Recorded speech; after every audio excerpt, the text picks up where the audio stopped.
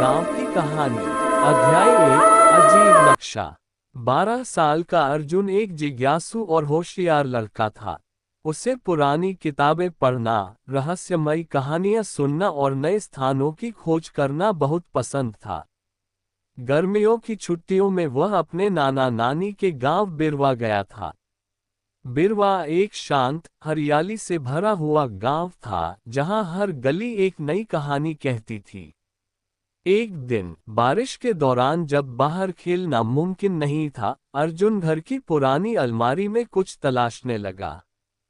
वहीं उसे एक पुराना, धूल भरा नक्शा मिला। नक्शे पर एक लाल गोला बना था और उसके पास लिखा था, शापित गांव यहाँ जाना मना है। अर्जुन का रोमांच चरम पर था। उसने तुरंत नाना जी से पूछा, ये क्या है, नाना जी? नाना जी का चेहरा गंभीर हो गया। उन्होंने कहा, ये उस गांव का नक्शा है जिसे लोग भूतिया गांव कहते हैं।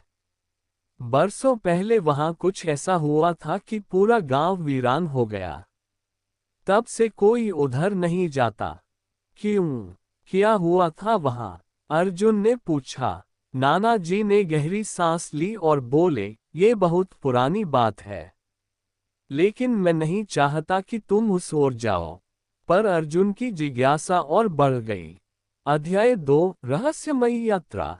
अगली सुबह अर्जुन ने अपने दो खास दोस्तों, सीमा और रोहित, को सारी बात बताई। दोनों को भी रोमांच बहुत पसंद था। उन्होंने तय किया कि वे उस रहस्यमयी गांव का पता लगाएंगे।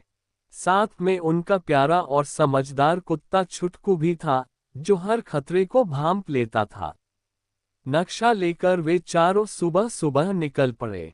रास्ता घना और डरावना था। पेड़ इतने ऊंचे थे कि सूरज की रोशनी मुश्किल से जमीन तक पहुंच पाती थी। जगह जगह अजीब सी आवाजें और सरसराहट होती रहती। करीब 2 घंटे बाद वे एक वीरान गांव के किनारे पहुंचे।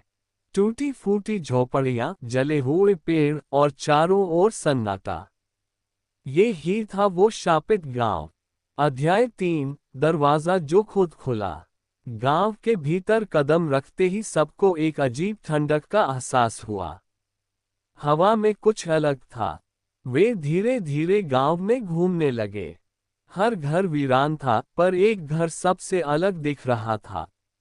वह घर अपेक्षाकृत नया और ठीक ठाक था। उसके दरवाजे पर लिखा था, मत खोलो। सीमा ने कहा, शायद इसीलिए लिखा है क्योंकि इसके अंदर कुछ खास है। अगर वीडियो अच्छी लगी हो तो वीडियो को लाइक करें, एक अच्छा सा कमेंट करें और अपने दोस्तों के साथ शेयर करें और हमारे चैनल को सब्सक्राइब करें। अर्जुन ने दरवाजा धकेला और वो खुद ब खुद खुल गया। अंदर सब कुछ साफ सुथरा था, मानो कोई अभी वहां से उठा हो। कमरे के बीच में एक पुरानी किताब रखी थी, विलाप की आत्मा। जैसे ही अर्जुन ने किताब खोली, एक ठंडी हवा चली और किताब के पन्ने अपने आप पलटने लगे। तभी एक धीमी आवाज आई, मदद करो, मुझे मुक्ति दो। अध्याय 4। आत्मा की पुकार। सभी डर गए, पर अर्जुन ने हिम्मत नहीं हारी। उसने किताब को ध्यान से पढ़ना शुरू किया। उसमें गांव की एक पुरानी कहानी थी। बरसों पहले ये गांव बहुत खुशहाल था। वहां एक नेक साधु आया करता था जो लोगों की मदद करता था। लेकिन गांव का लालची जमींदार उस साधु से जलता था। एक दिन उसने साधु को अपमानित कर गांव से भगा दिया। क्रोधित होकर साधु ने गांव को श्राप दे दिया, इस गांव में जब तक एक निर्दोष बालक मेरी आत्मा को मुक्ति नहीं देगा, ये गांव अंधेरे में डूबा रहेगा। उसके बाद गांव में अजीब घटनाएं होने लगीं। लोग बीमार पड़ने लगे, फसलें सूख गईं, और एक रात पूरी की पूरी आबादी गायब हो गई। अध्याय 5। श्राप तोड़ने का तरीका। किताब में लिखा था कि अगर कोई सच्चे दिल से साधु की आत्मा से बात करे और जमींदार की वस्तुएं, उसकी छड़ी और वंशावली की किताब एक विशेष मंत्र के साथ जलाए, तो आत्मा को मुक्ति मिल सकती है।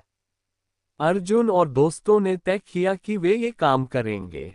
उन्होंने गांव की सबसे बड़ी हवेली की तलाश की जहां जमींदार रहा करता था। हवेली जर्जर हो चुकी थी, लेकिन अंदर घुसते ही उन्हें एक पुराना संदूक मिला जिसमें वह छड़ी और किताब रखी थी। अध्याय 6, आत्मा की मुक्ति। रात को उन्होंने वही किया जैसा किताब में लिखा था।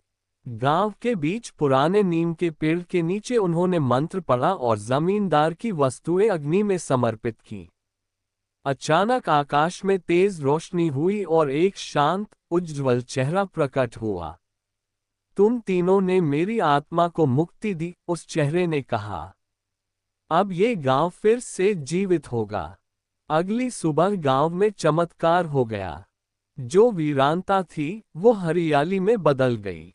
घर साफ हो गए, पेड़ हरे हो गए और चिड़ियों की चहचहाहट सुनाई देने लगी। अध्याय 7, वीरान से जीवन की ओर।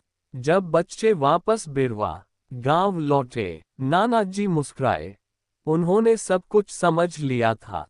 शायद तुम वही बच्चे थे जिनका इंतजार बरसों से था, उन्होंने कहा। अर्जुन, सीमा और रोहित ने मिलकर वह कर दिखाया जो कोई नहीं कर सका। न केवल एक आत्मा को शांति दी, बल्कि एक पूरे गांव को नई जिंदगी दी। समाप्त। शिक्षा, कभी कभी डर के पीछे कोई सच्चाई छिपी होती है। अगर हम साहस से काम लें और दूसरों की मदद करें, तो बड़े से बड़ा अंधकार भी दूर हो सकता है।